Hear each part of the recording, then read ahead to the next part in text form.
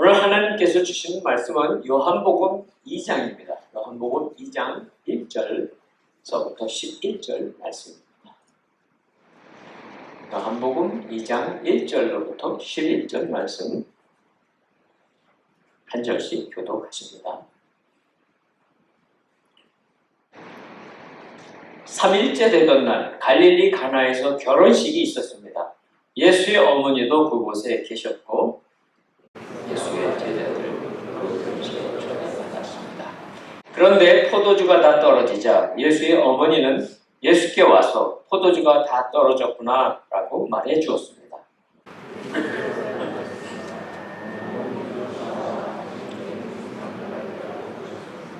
하지만 배가 이르지 않았습니다. 그러나 예수의 어머니는 하인들에게 말했습니다. 무엇이든 그가 시키는 대로 하라. 가까운 곳에 돌 항아리 6개가 놓여 있었습니다. 그것은 유대 사람들의 정결례시에 쓰이는 것으로 각각 물 2-300 들어가는 크기의 항아리였습니다. 예수께서 하인들에게 말씀하셨습니다. 저 항아리들에 물을 채우라. 그래서 그들은 항아리마다 물을 넘치도록 가득 채웠습니다. 그러나 예수께서 그들에게 말씀하셨습니다. 이제 물을 떠서 잔치 책임자에게 갖다 주라. 그들은 그렇게 했습니다. 잔치 책임자는 물이 변해 된 포도주를 맛보았습니다. 그는 그 포도주가 어디에서 났는지 알지 못했지만 물을 떠온 하인들은 알고 있었습니다. 잔치 책임자는 신랑을 불렀습니다. 그러고 이렇게 말했습니다.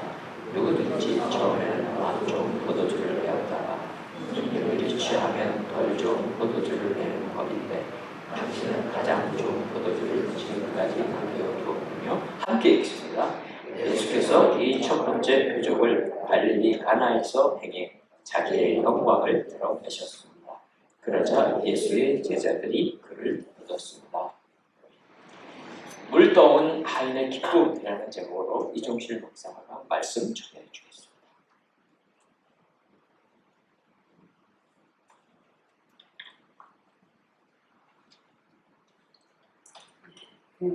기회가 되는 대로 그녀는 계속해서 요한복음 말씀을 가지고 제가 함께 말씀을 나눕니다. 오늘은 요한복음 2장에 나오는 말씀인데요. 사복음서에는 하나님 예수님께서 행하신 많은 기적들이 나옵니다. 그중 첫 번째 기적이 바로 오늘 요한복음 2장에 나오는 가나의 혼인잔치에서 있었던 그런 일이죠. 예수님은 왜 당신의 첫 번째 기적을 혼인잔치에서 잔치집에서 행하셨을까?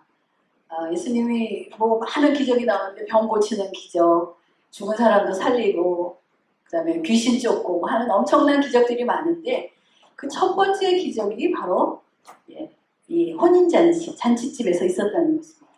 이 기적을 통해서 예수님이 우리에게 주는 메시지는 무엇일까라는 거 오늘 생각해 봅니다. 광야의 삶은 축복이다라는 그 하용주 목사님 책이 있습니다. 이 책은 우리가 살아가는 그런 인생의 그 인생과 같은 광야와 같은 그런 인생이 바로 축제의 땅이다라는 의미를 가지고 있죠. 근데 실제 여러분 생각해 보십시오. 광야가 그런 축제의 땅이 될 수 있을까? 실제 광야는 어떤 곳일까?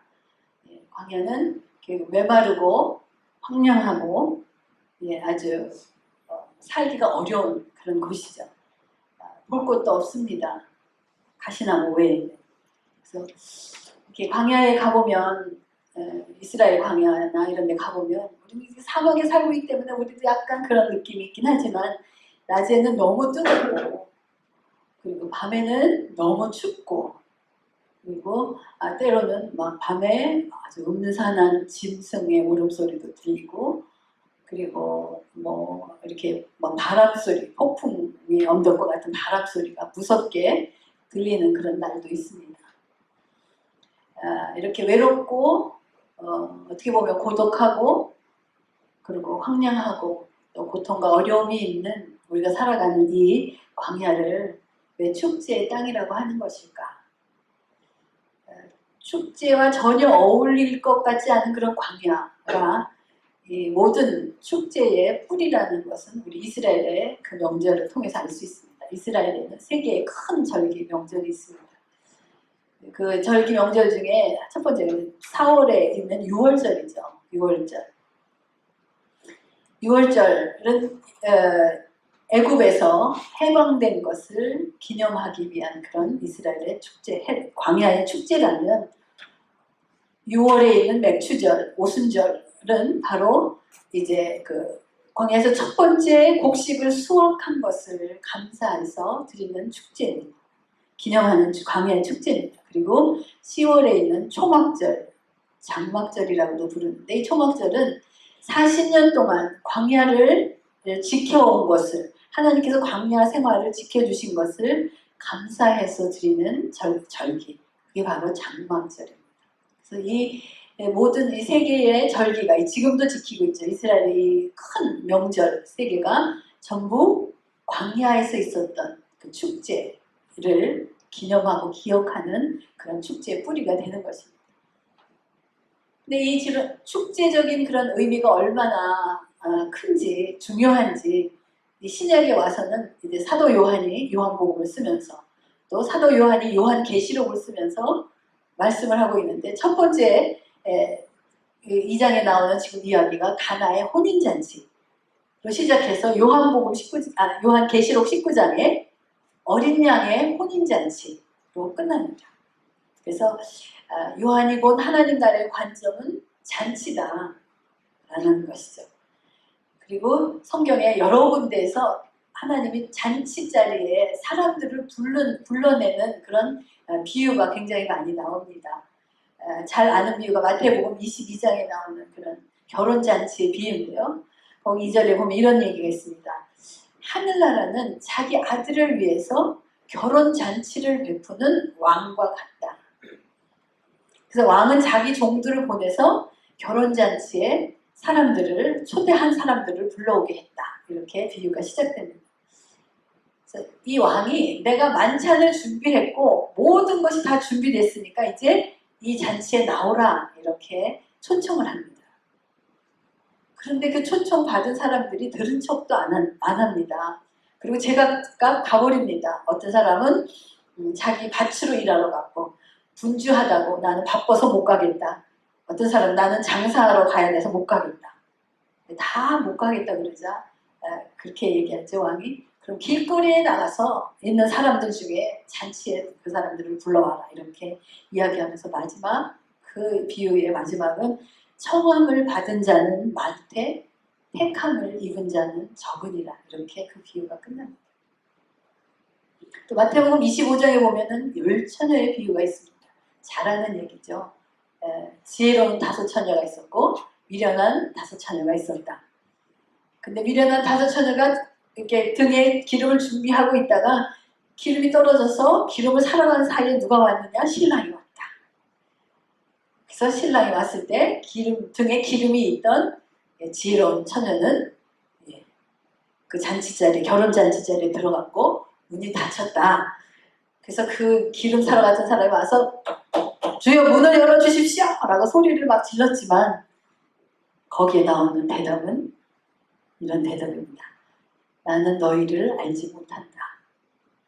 그러므로 깨어있으라. 그 날짜와 그 시각을 알지 못하기 때문이다. 하고 그 비유가 끝납니다. 결혼잔치의 비유죠. 이렇게 성경에는 잔치라는 의미를 가진 구절이 100개나 나옵니다. 그래서 우리 기독교인들이 살아갈 때, 인생 광야를 살아갈 때 어떤 삶의 태도를 가지고 살아가야 하는지를 성경은 말씀해주고 있는 것입니다. 오늘 말씀 요한복음 2장 1절하고 2절을 다시 한번 같이 읽어볼까요? 1절 시작. 3일째 되던 날 갈릴리 가나에서 결혼식이 있었습니다. 예수의 어머니도 그곳에 계셨고 예수와 제자들도 그 결혼식에 초대받았습니다. 3일째 되던 날은 이제 1장에 있었던 마지막 구절이 예수님 12제자를 택하신 말씀이 나왔는데 그것을 택하신 후에 4흘째 되던 날 예수님은 갈릴리 가나에 있는 아주 작고 소박한 마을 가나라는 곳에 가셨습니다. 아주 대단한 곳에서 기적을 일으킨 곳이 아니에요. 아주 보잘것없고 소박하고 작은 그런 마을. 그래서 이 결혼식에는 예수님도 어머니도 갔고 제자들도 갔다 그렇게 기억되어 있죠. 그래서 이제 이 잔치에 이제 축제가 한참 무르익어서 새로운 인생을 출발하는 신부신랑을 막 축하하는 축제의 분위기가 한참 무르익고 진행되었을 때 3절과 4절과 같은 분위기, 그 사건이 일어나죠. 같이 읽습니다. 3절, 4절. 시작. 그런데 포도주가 다 떨어지자 예수의 어머니는 예수께 와서 포도주가 다 떨어졌구나 라고 말해 주었습니다. 예수께서 대답하셨습니다. 어머니, 그것이 나와 당신에게 무슨 관계가 있다고 그러십니까? 아직 내 때가 이르지 않았습니다. 예수님이 첫 기적을 일으키시는데 중요한 역할을 한 것이 육신의 어머니 마리아였습니다. 마리아는 포도주가 떨어진 것을 알았어요. 그리고 그 떨어진 포도주가 없는 그것을 지금 자신이 문제를 해결할 수 없다는 것을 알았습니다. 그러고 난 다음에 마리아는 참 성숙한 태도를 가지게 됩니다. 그는 그런 문제를 가지고 여기저기 찾아다니고 부산을 떨면서 이 사람 저 사람에게 그렇게 얘기를 하지 않습니다. 그 문제를 해결할 수 있는 한 사람, 그 사람을 찾아갑니다. 여기서 우리가 마리아의 태도 속에서 우리가 생각해 볼 것이 있죠. 우리는 이 땅에 살면서 내 자신이 할 수 없는 일이 참 많습니다. 그리고 내가 연약해서 정말 아주 부끄러운 좌절할 때가 참 많습니다. 그러나 여기 마리아를 보면은 그 일에 대해서 우리가 그 어려워하는 내가 부족하고 내가 할 수 없는 그런 일에 대해서 우리는 참 부끄러워할 때도 많죠. 근데 그렇게 부끄러워할 필요가 없다. 그렇게 숨길 필요가 없다라는 것을 이 마리아의 태도에서 알 수 있습니다. 정말 우리가 할 수 없는 일, 내가 할 수 없는 그런 일에 대해서 정말 나는 이게 너무 수치스러워 얼굴을 줄 수 없는 그런 때가 있지만 사실은 돈이 없다. 돈이 없는 것이 죄가 아닙니다. 내가 몸이 아프다. 그 몸이 아픈 것이 죄가 아닙니다. 내가 사업에 실패했다. 직장을 잃었다. 죄가 아니에요. 마리아는 이런 사실들, 지금 있는 그런 문제들을 있는 그대로 가서 그냥 예수님한테 말씀을 드립니다. 예수님한테 이야기합니다. 그것이 오늘의 축복이 되는 겁니다. 그냥 얘기하죠.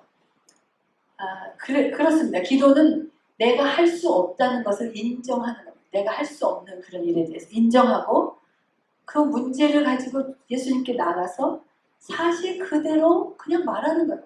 포도주가 떨어졌어요. 이렇게. 주님, 제가 아파요. 아픕니다. 주님, 제가 지금 힘듭니다.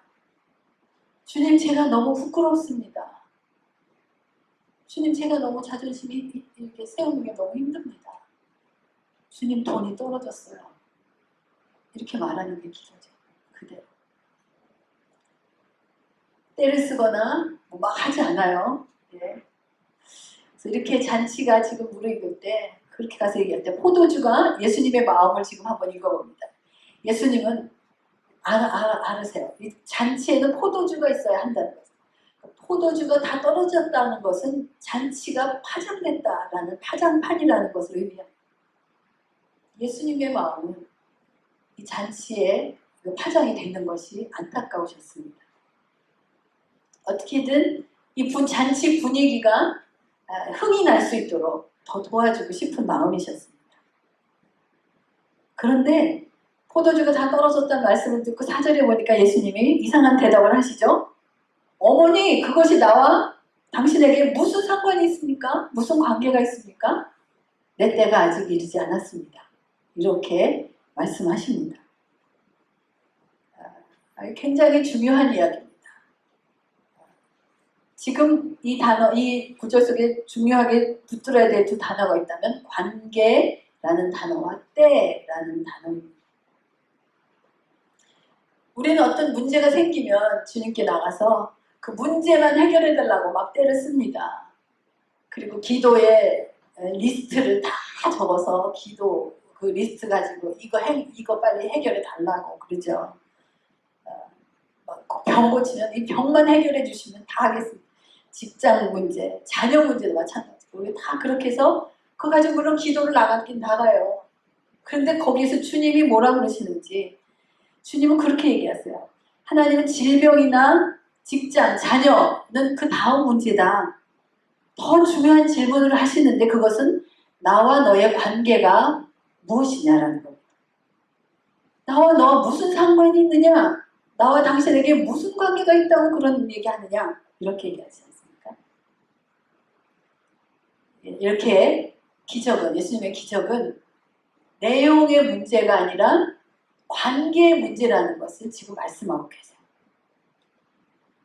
우리는 하나님 앞에 내 문제를 해결해달라고 요구하지만 하나님은 우리에게 나는 너와 퍼스널한 그런 관계를 원한다라고 얘기하시죠.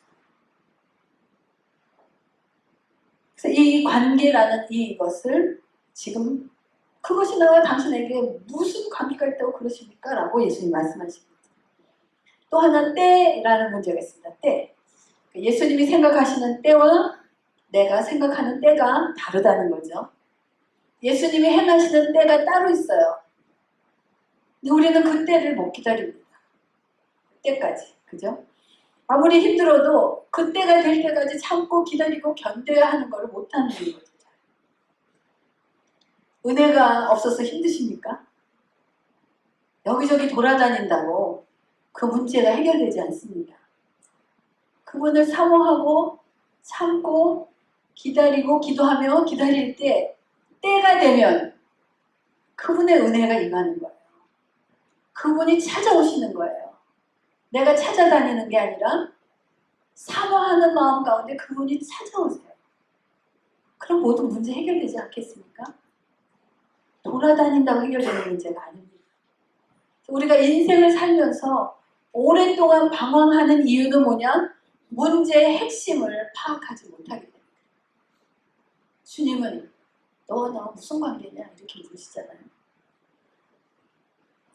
우리는 하나님이 하시는 일에 대해서 참 이해하지 못하는 일이 정말 세상에 많습니다.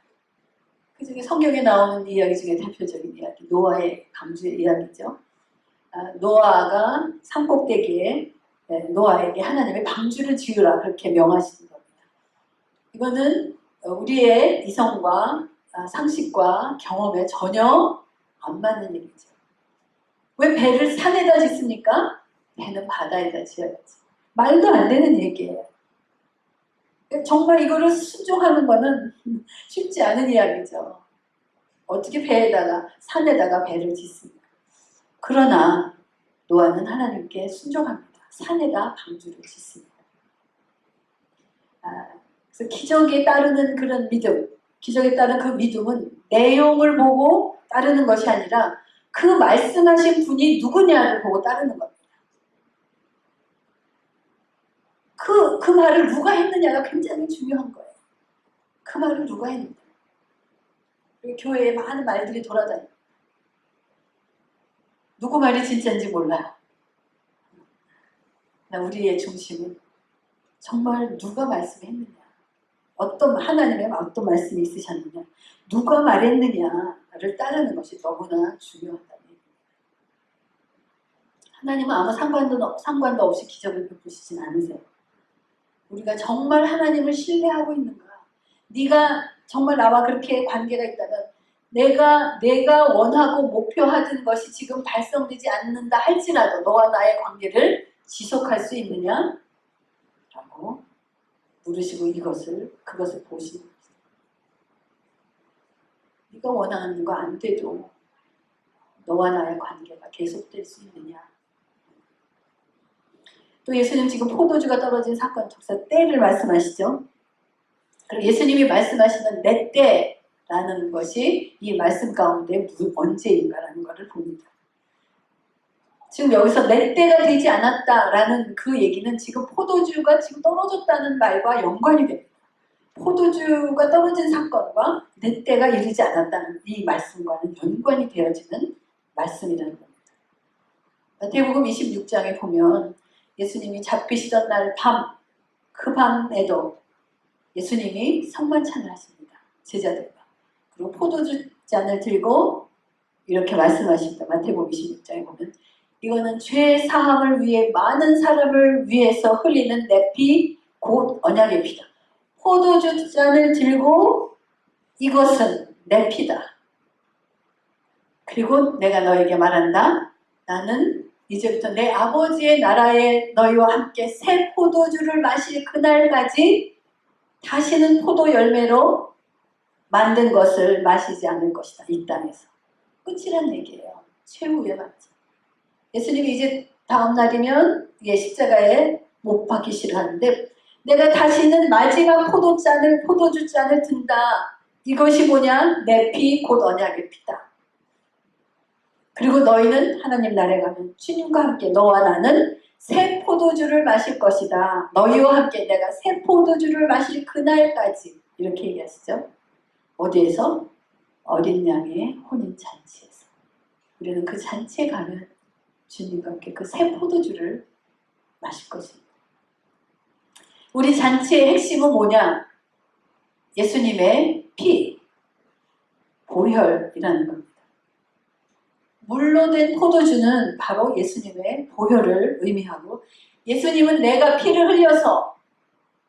보혈을 흘려서 너희가 광야에서 잔치를 베풀 수 있도록 해주겠다 라는 의미를 가지고 바꾸신 사건이 물을 포도주로 바꾸신 사건이요. 잔치에 흥을 돋워주고 싶으신 주님의 마음이었습니다. 여러분 어떻습니까? 내가 사는 삶의 현장은 어떻습니까? 여러분이 사는 삶의 현장은 잔치를 벌릴 만한 일이 그리 많지 않습니다. 세상은 참 고난도 많고 아픔도 많고 또 어머니가 돌아가셨지만 고통도 있습니다. 그러나 하나님은 그렇게 얘기하죠. 하나님 나라의 영원한 잔치에 들어갈 포도주를 내가 마련해 주겠다 라고 하신 것이 오늘 혼인잔치에 있었던 일입니다. 그리고 혼인잔치에서 물을 포도주로 된 포도주를 맛보고 사람들이 놀라고 기뻐하는 것처럼 너희가 예수님 나의 보혈을 믿고 그렇게 구원의 삶을 기뻐하면서 살아가는 그 삶을 살기를 내가 원한다 라는 그 주님의 마음이 오늘 이 말씀 속에 있습니다. 그래서 내 때가 아직 이르지 못했다라고 말씀하시면서도 물을 포도주로 만들어주시며 잔치의 흥을 돋워주시는 것이죠. 흥이 깨지는 것을 원치 않으셨던 주님. 그래서 우리가 맨날 어두움 속에 커튼 치고 방문에 어두움 속에서 우울하게 사는 그런 삶이 아니라 너희의 구원의 삶은 어떤 삶이어야 되느냐? 맨날 힘들다고 하는 삶이 아니라 너의 삶은 겉의 모양의 삶은 힘들 수 있지만 너의 내면의 삶은 마음의 내적인 잔치의 모습 마음이 있느냐라는 거죠. 그래서 5절과 7절 말씀 5절에서 7절까지 우리가 함께 읽어봅니다. 5절 시작.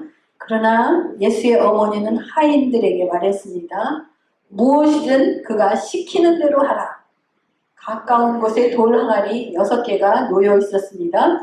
그것은 유대 사람들의 정결 예식에 쓰이는 것으로서 각각 물 2-3레테스 들어가는 크기의 항아리였습니다.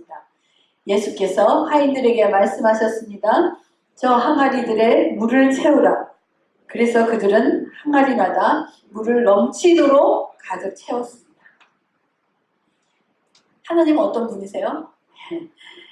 무에서 유를 창조하실 수 있는 분이세요. 아무것도 없어도 그분은 무에서 유를 이 땅의 모든 것을 창조하실 수 있는 분. 그런데 지금 그 하나님이 지금 이 땅에서 기적을 일으키시기 위해서 작은 그런 재료 도구를 사용하시죠. 그것이 이 물 항아리였습니다. 빈 물병 항아리. 예수님은 그 포도주를 만드실 때 허공이 되고 포도주와 나와라 이렇게 할 수도 있어요. 나올 수도 있고요. 그런데 그렇게 하시지 않는다는 거죠. 잔치집에 있는 돌 항아리 6개를 놓여서 기적을 베푸십니다. 5,000명의 군중이 굶주려 있을 때에도 예수님은 오병이어 보리떡 5개와 물고기 2마리 작은 어린아이의 도시락 그것이 그 기적의 도구가 됐습니다. 엘리사는 그 과부가 그 굶어 죽게 생겼을 때 빈 기름병을 다 가지고 오라고, 많이 있는 대로 다 가져오라고. 그래서 그 기름병을 가득 채우는 기적을 일으킵니다. 빈병이 자기가 조금밖에 안 가져오면 기적은 그렇게 일어나는 거예요. 근데 있는 대로 자기가 정말 다 가져와서 그 빈병을 주님 앞에 드렸을 때 그 병에 가득 차는 기적이 일어나는 거죠. 그러니까 주님, 우리가 작은 은사라도, 내가 가진 보잘것없는 작은 은사라도, 작은 것이라도 내가 하나님께 드리면 주님은 그것에 축사하시고 그것을 축복의 그릇으로 삼으신다는 거죠. 아무것도 재료도 필요 없으시지만 주님 뭐든지 다 하실 수 있어요. 그러나 주님이 우리가 보잘것없는 작은 것 하나를 드리는 것을 너무나 기뻐하시는 거예요. 그거를 축사하시는 거예요. 하나님 보실 때 우리가 가진 작은 것도 정말 먼지와 같은 아무것도 아닌 거예요. 그러나 그 보잘것없는 것을 민망하지만 주님 앞에 드릴 때 그것이 축복의 그릇이요, 그것이 하나님의 축사하는 그런 도구가 된다는 거죠. 그래서 우리는 여기서 그 다음에 마리아가 하인들에게 했던 무엇이든지 그가 시키는 대로 하라 라는 이 말을 좀 잘 생각해 봐야 됩니다. 예수님이 저 항아리에 물을 채우라 그랬더니 항아리마다 물을 넘치도록 가득 채웠습니다. 예. 어떨 때 그 작은 보잘것없는 우리가 은사를 드렸지만 예수님이 그 시킨 대로 하라 라고 했을 때 이 하인들은 어떤 마음을 가지고 했는지가 여기에 나옵니다. 물을 넘치도록 가득 채웠습니다. 이렇게 할 수도 있어요. 아, 힘든데 밥만 채우자. 밥만 채우고 그만하지 뭐. 그거 끝까지 그렇게 다 채울 필요가 있어. 힘들다. 쉬자 그만. 그럴 수도 있어요. 시키는 대로 하라 그런 소리를 듣고 무시해버릴 수도 있어요. 그 말을 못 들은 척 할 수도 있어요. 그때는 어떤 사람은 나를 뭘로 보고 그런 일을 시켜? 이렇게 화를 낼 수도 있어요. 그러나 이 하인들은 시키는 대로 하라 라고 한 것에 대해서 가득 채웠다라고 성경은 말씀하고 있습니다. 순수하고 순전한 그런 사람들의 태도입니다. 그래서 하나님은 그래서 예수님은 물동원 하인에게 이렇게 말씀합니다. 8절에 보니까 이제 물을 떠서 잔치 책임자에게 갖다 줘라. 그들은 그렇게 했습니다. 자, 이 하인들의 그 태도를 보십시오. 하인들은 갈등하지 않았겠어요? 그러니까 빈 항아리에 물을 채우는 거는 갈등할 일이 없어. 그냥 어쨌든 열심히 해서 가득 채우면 돼요. 그런데 이제 돌 항아리에 있는 물을 떠서, 분명히 물이에요 지금. 물을 떠서 잔치 책임자에게 갖다 줘라. 자, 갈등이 오지 않겠습니까? 잔치 책임자는 어떤 사람이에요? 포도주 감별에 아주 철저한 사람이죠. 너 웃긴다. 너 그게 지금 너 왜 나한테 맹물을 가져오냐? 이럴 수도 있어요. 갖다 줬을 때. 망신을 줄 수도 있어요. 야단을 칠 수도 있어요. 그런데 그 하인들은 예수님의 말씀대로, 그분의 말씀대로 항아리에 맹물을 떠서 잔치 책임자에게 갖다 줬다는 점입니다. 참, 이 구절에 보니까 이 하인이 갖다 준 그런 맹물을 맛본 잔치 책임자가 정말 아주 너무너무 잘 숙성되고 그 향긋한 포도주 맛에 이제 감동하죠. 그러나 그 신랑은 그 포도주가, 아무도 그 포도주가 어디서 났는지 알지 못하지만 여기 보면 물떠온 하인들은 알고 있었습니다. 오늘 말씀 제목이 물떠온 하인의 기쁨이에요. 물떠온 하인. 그 하인, 기적의 현장에 그 하인들의 기쁨은 어떤 것이었을까? 예, 우리 모두는 하나님의 종들, 하인들입니다. 우리 지금 오늘 교회 그렇게 성도 숫자가 많지 않습니다. 교회를 세워가는 한 사람 한 사람이 일당 백을 해야 되는 그런 일들도 있습니다. 지칠 수 있습니다. 제가 보니까 여기 그 식사 당번도 보니까 너무 빨리 돌아와요. 식사 당번도 왜 이렇게 빨리 나한테 돌아오는지. 안내도 예, 당번 쓰는 것도 빨리 돌아옵니다. 교사도 계속 지쳐서 해야 됩니다. 사람이 없으니까. 뭐 여러 가지 일들이 많이 우리 속에 있습니다. 근데 이 안에서 그러나 이렇게 순종으로 시키는 대로 하라 라는 그 순종으로 하는 사랑의 수고로 지금 이 하나님의 교회가 세워져 가고 있는 것이 아니겠습니까?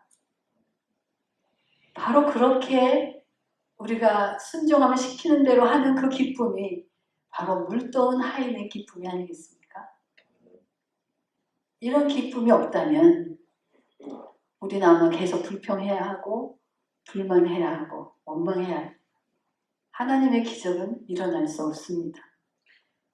제가 이거 할 때마다 생각나는 한 목사님 말씀하셨던 그 말씀 중에 이전에 경배와 찬양이 한참 아주 왕성했을 때 경배와 찬양이 큰 공설 운동장에서 그런 경배와 찬양 큰 집회를 할 때가 있었어요.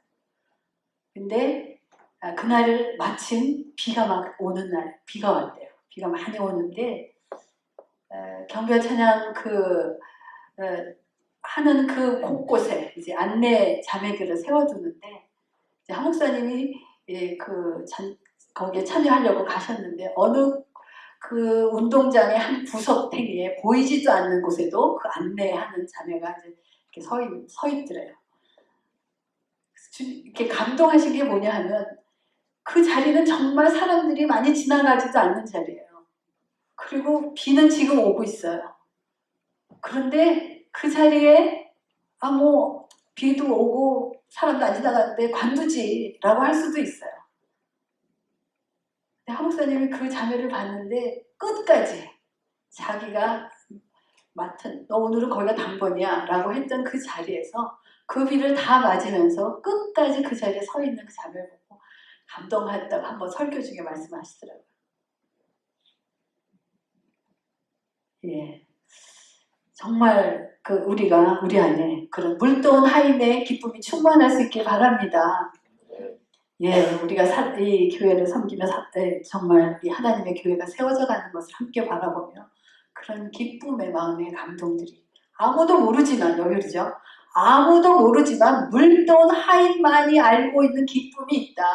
그 기쁨이 저와 여러분의 기쁨이 되길 원합니다. 예, 이렇게 이 기적은 말씀을 믿고 순종하는 순간부터 이루어지기 시작합니다.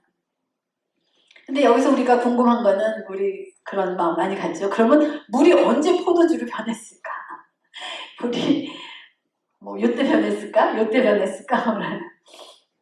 그냥 분명한 거는 가져갔을 때 이미 변해 있었다는 겁니다. 그렇죠?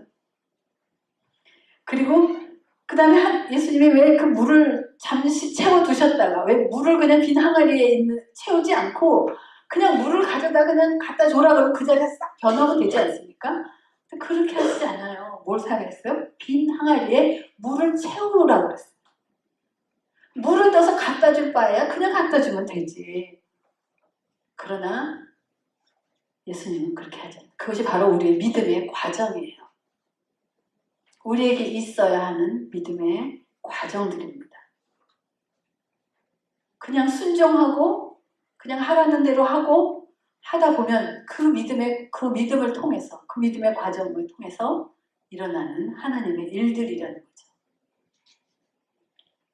그래서 하인들이 물을 떠서 책임자에게 갖다 주는 과정에 대해서 성경에는 아무 말도 나오지 않아요. 아무 말씀도 없어요. 하지만 분명한 거는 변했다는 것입니다. 우리는 물이 포도주로 변하는 그런 과정을 통해서 구원의 신비스러운 것을 우리가 보게 됩니다. 물이 포도주로 바뀐 것은 나쁜 물이 좋은 물로 바뀌었다 라는 것이 아니죠. 본질적으로 성분 자체가 바뀌었다라는 거예요. 그 다음에 또 우리의 구원이 정말 한 개인의 그런 본질적인 변화를 얘기하고 있다는 겁니다. 왜냐하면 우리가 예수를 믿는다는 것이 그냥 한 인간이 양심이 깨끗해지고 내가 도덕성이 좋아졌다라는 것을 의미하는 게 아니라는 거예요. 이 우리의 구원은 내가 죄인에서 의인으로 바뀌었다. 본질적인 근본적인 변화가 내가 일어났다. 그리고 땅의 사람이 하늘의 사람이 됐고 이 땅의 시민권, 미국 시민권, 시민권을 가진 사람이 하늘의 시민권을 가진 사람으로 본질적인 완전한 변화가 일어났다. 근본적인 변화, 사단의 종노릇 해서 이제 하나님의 종이 되는 그런 근본적인 변화가 일어난 것을 우리는 구원이라고 얘기합니다. 그냥 착하게 사는 게 아니에요. 근본적인 변화를 가진 사람으로 사는 겁니다. 오늘 이제 말씀을 제가 마무리하는데 예수님은 기쁨을 주려고 세상에 오셨습니다. 우리에게. 예수님의 삶에는 과로가 있다고 합니다. 그래서 과로 안의 삶은 고통과 아픔과 힘든 그런 삶에 있는 십자가의 삶입니다. 근데 예수님의 과로 밖의 삶은 축제요 기쁨의 삶입니다. 그것은 부활의 삶입니다. 예수님은 십자가로 끝나지 않으셨어요. 그분은 부활하셨습니다. 그래서 그 부활하신 그 축제, 그 축제적인 삶, 그 축제의 사역을 이어받은 것이 초대교회입니다. 그래서 초대교회는 사도행전에 나오는 초대교회, 우리가 오늘의 교회가 사도행전적인 초대교회의 삶을 사는 교회입니다. 그래서 액츠 29, 사도행전 29장이라는 말도 나오는 것이고요. 그래서 이 초대교회는 성경 어디를 봐도 상갓집 분위기가 아니라 잔치집 분위기예요. 그래서 전쟁에서 승리하고 돌아온 병사들의 환호가 있는 것 같은 그런 축제 분위기가 바로 이 사도행전에 나오는 분위기입니다. 사도행전은 성령행전이라고 합니다. 이 축제의 원동력이 뭐냐? 성령이라는 것입니다. 그래서 이 초대교회의 성령의 축제는 어떤 모양으로 나타났느냐? 성도 사이에 하나님과의 예배의 축제로 나타납니다. 그리고 성도 사이의 사랑의 축제로 나타납니다. 그리고 이웃 간의 나눔의 축제로 나타납니다. 그것이 사도행전적인 바로 그 교회. 왜 오늘의 교회가 그렇게 아무리 교회가 작아도 지금 우리가 매번 멕시코에 가서 선교합니다. 나눔의 축제. 멕시코에 선교하고 그리고 어떻게든 우리 청년부가 지금 그 교회 사역하지 않습니까? 그 거리에 나가서 노숙자. 그게 바로 사도행전적인 교회 나눔의 축제요. 사랑의 축제요. 예배의 축제. 이 축제의 삶을 이어받은 사람들이 바로 그리스도인들이라는 겁니다. 그래서 이렇게 보면 우리의 삶에서 광야와 같은 삶을 사는 우리라고 하지만 우리의 삶 전체가 축제라는 생각을 갖게 됩니다. 우리는 기쁜 일이 없어서 슬퍼하는 것이 아니라 이런 믿음, 이런 마음, 축제적 삶의 그 마음이 없기 때문에 슬퍼하는 것입니다. 어두워하는 것입니다. 힘들어하는 것입니다. 즐거운 일이 없어서 찡그리고 다니는 것이 아니라 믿음이 없어서 찡그리고 다니는 것입니다. 우리는 지금 과거의 은혜로부터 구원을 받았고 그 십자가로 현재의 삶을 우리는 찬양을 하며 삽니다. 그렇죠? 그러나 그것은 아직 끝이 아닙니다. 앞으로 하나님 나라에서 완성될 마지막 최종적인 축복이 있습니다. 그것이 마지막 날에 이루어질 영광스러운 축제의 잔치입니다. 요한복음 19장 말씀을 우리가 한번 같이 읽어보면서 그 축제의 기쁨을 한번 그 자리에 들어갈 수 있기 바랍니다. 요한복음 19장 6절에서 9절까지 말씀 한번 같이 읽습니다. 시작.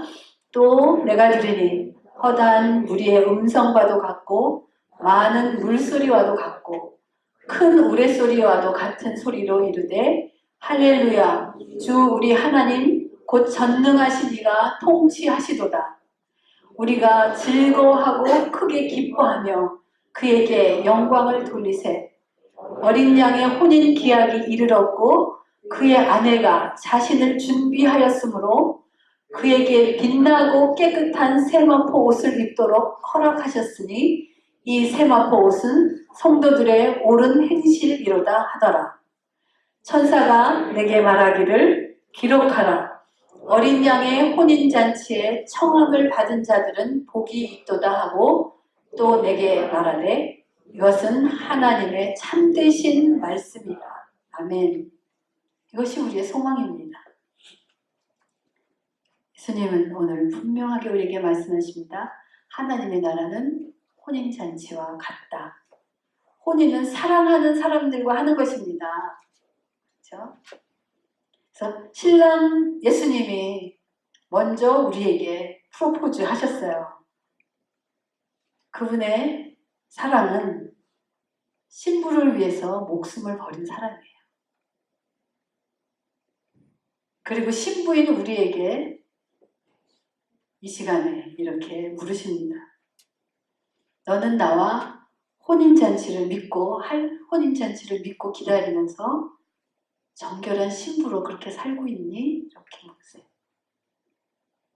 나를 너무나 사랑해서 네가 죄와 싸우고 나를 너무나 사랑해서 네가 외로움을 견디고 나를 너무나 사랑해서 네 자존심을 꺾고 희생하고 그리고 긴 기다림의 터널 속에서 네가 때로는 남들이 보기에 바보 같은 선택을 하고 때로는 남들이 보기에 왕따를 시키는 그런 일도 당하겠지만 너에게 물떠온 하인만이 아는 그 기쁨이 내가 충만하기를 바란다.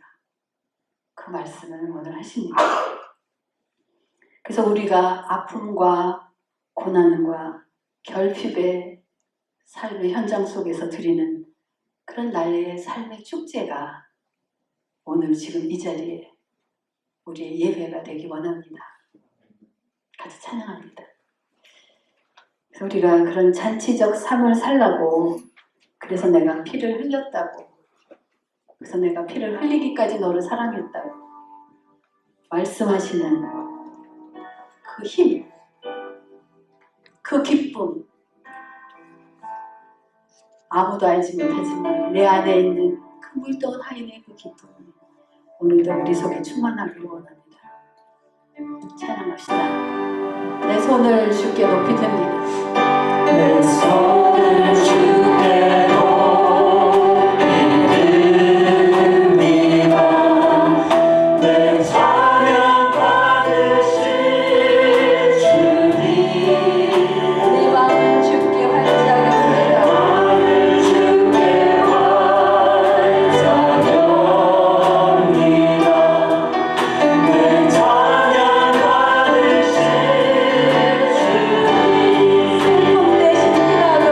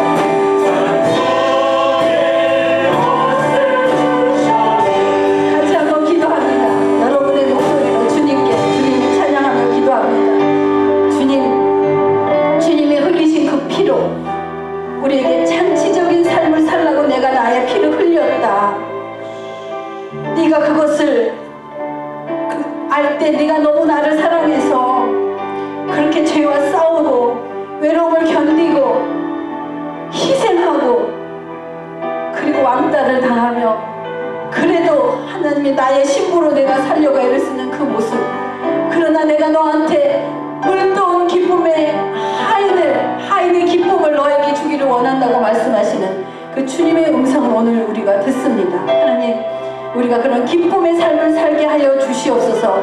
사람들은 알지 못하지만 주님과의 관계 가운데 주님의 종으로 사는 기쁨이 내 안에 충만하게 하여 주시옵소서. 과로 안에 삶이 있지만 과로 밖의 삶이 축제의 삶인 것을, 그런 삶을 살 수 있도록 믿음을 더하여 주시옵소서. 같이 기도하며 나갑니다. 같이 기도합니다.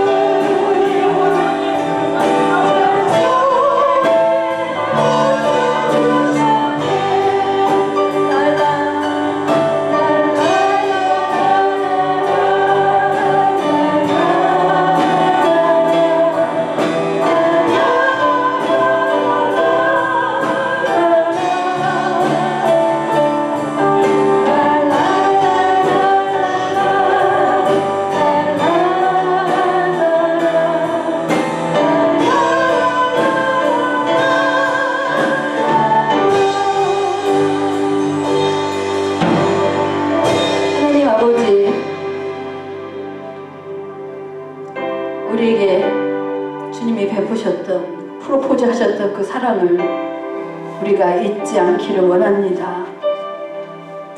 그래서 하나님, 정말 기적과 같은 삶을 이 땅에서 우리가 살기를 원합니다. 주님의 말씀에 내가 시키는 대로 하라, 물을 아금까지 채워서 그 기쁨의 기적의 현장 속에 있어 너무 기뻐했던 그 물도운 하인의 기쁨이 하나님 우리의 기쁨이 되게 하여 주시옵소서.